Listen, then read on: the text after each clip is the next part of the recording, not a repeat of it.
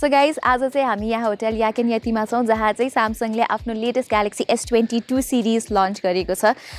सधैं जस्तै Galaxy S22 सिरिजमा चाहिँ तीनवटा स्मार्टफोन्सहरु छन्। पहिलो चाहिँ स्ट्यान्डर्ड Galaxy S22, त्यसपछि we have the Plus model which is the Galaxy S22 Plus, and then finally we have the top of the line Galaxy S22 Ultra. र आजको यस भिडियोमा चाहिँ म Galaxy S22 Ultra को बारेमा कुरा गर्ने छु। मैले चाहिँ Galaxy S22 Ultra चलाएको 1 घण्टा मात्रै भयो र डिजाइन हेर्दाखेरि चाहिँ यो S सिरिज भन्दा पनि Note सिरिजको फोन जस्तो देखिन्छ। सो यो फोनलाई चाहिँ Note 22 Ultra भन्दा पनि फरक पर्दैन किनभने यहाँ चाहिँ यस्तो स्क्वायर्ड अफ अनि बक्सी डिजाइन रहेको छ र त्यसको साथसाथै यहाँ S Pen पनि छ जसलाई चाहिँ यसरी यहाँबाट झिक्न मिल्छ। Anyways, Galaxy S22 सिरिजको प्री बुकिङ चाहिँ आजबाट सुरु भएर it goes on until March 8 र मार्च 9 बाट चाहिँ यो फोन्सहरुको डेलिभरी सुरु हुन्छ। अब प्राइसिङको कुरा गर्नु पर्दाखेरि चाहिँ obviously Samsung को फ्ल्यागशिप सिरिज हो, so it does not come cheap, तर Samsung नेपालले चाहिँ निकै कम्पिटिटिभ राखेको छ प्राइस इन्डिया र अरु रिजन्सहरुको तुलनामा।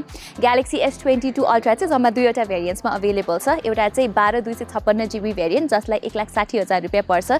त्यसपछि अर्को रहेको छ 12 GB RAM र 512 GB स्टोरेज भेरिएन्ट जसलाई चाहिँ 1,70,000 रुपैयाँ भनेर प्राइस तोकिएको छ।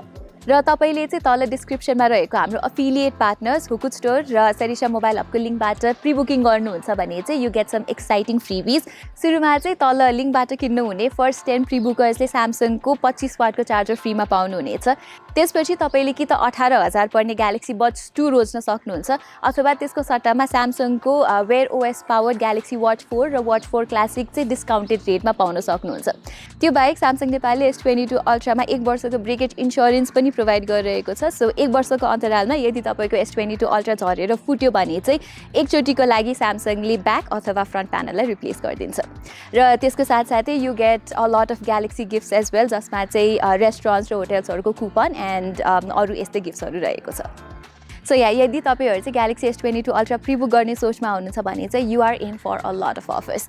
एनीवेज अब चाहिँ यो फोनको कुरा गरौँ। युजुअली Samsung को फ्ल्यागशिप फोन्सहरु किन्ने युजर्सहरुको एउटा कम्प्लेन्ट चाहिँ जहिले पनि Exynos वाला भेरिएन्ट लन्च भयो र Snapdragon वाला भेरिएन्ट लन्च भएन भनेर हुन्छ।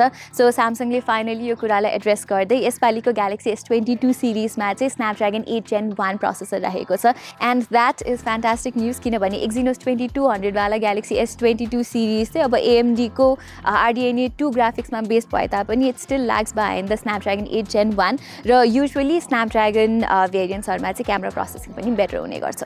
ओके, अब डिजाइनको कुरा गर्नु पर्दाखेरि चाहिँ यो फोन जम्मा 3वटा कलर भेरिएन्ट्समा अवेलेबल छ नेपाली मार्केटमा। एउटा चाहिँ मसँग भएको जस्तो यो burgundy colour option and then there is this green variant and there is also a black variant available. र मैले सुरुमा भने जस्तै अब यो फोनको डिजाइन चाहिँ बक्सी नै रहेको छ हैन, तर यो फोनको डिजाइन चाहिँ एकदमै प्रिमियम पनि फिल हुन्छ। एट द सेम टाइम मलाई चाहिँ यसको हेफ्ट पनि निकै मन परेको छ र तपाईहरुले यहाँ देख्न सक्नुहुन्छ कि यसको क्यामेरा लेआउट पनि पहिलाको Galaxy S21 Ultra भन्दा भिन्न रहेको छ। पहिला चाहिँ यस्तो क्यामेरा मोड्युल सिमलेसली फ्रेम्समा मेल्ट हुन्थ्यो भने अहिले चाहिँ दैट इज गन टोटली र यस्तो क्यामेराजहरु मात्र रहेको छ र I think this design choice is quite minimal and very practical at the same time. डिस्प्लेको बारेमा भन्नु पर्दाखेरि चाहिँ this display is probably one of the best displays on any smartphone right now. यो चाहिँ 6.8 इन्चेसको QHD डिस्प्ले हो जसमा 120 हर्ट्जको refresh rate र 240 हर्ट्जको टच स्याम्पलिङ रेट रहेको छ र यो स्क्रिन चाहिँ LTPO टेक्नोलोजीमा बेस्ड छ व्हिच मिन्स यो स्क्रिनको रिफ्रेश रेट चाहिँ it can go from 1 hertz to 120 hertz dynamically. साथै Samsungले यो फोनमा चाहिँ 1750 निट्सको पिक ब्राइटनेस प्रोवाइड गरेको छ यसपालि, सो पहिला भन्दा निकै ब्राइट भएको छ।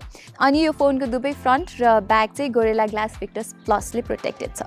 सो यदि तपाई चाहिँ बेस्ट इन क्लास भ्युइङ एक्सपिरियन्सको खोजीमा हुनुहुन्छ, तपाई मोबाइलमा एकदमै धेरै भिडियो हेर्ने अथवा सिरिज हेर्ने काम गर्नुहुन्छ भने चाहिँ this is probably the best option out there.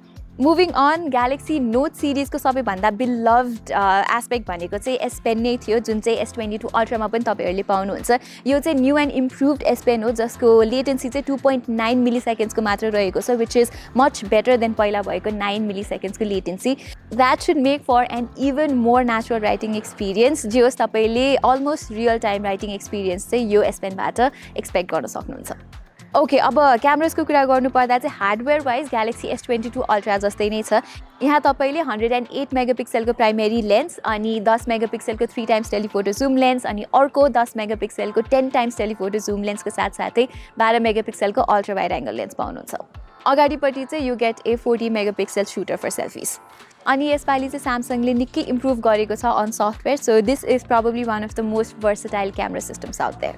सफ्टवेयरको कुरामा चाहिँ you get Android 12 out of the box with One UI 4.1 र यसपालिदेखि चाहिँ Samsungले आफ्नो फ्ल्यागशिप फोन्समा 4 वर्षको OS अपडेट दिने प्लेज गरेको छ along with 5 वर्षको security updates which is even better than Googleको Pixel phones.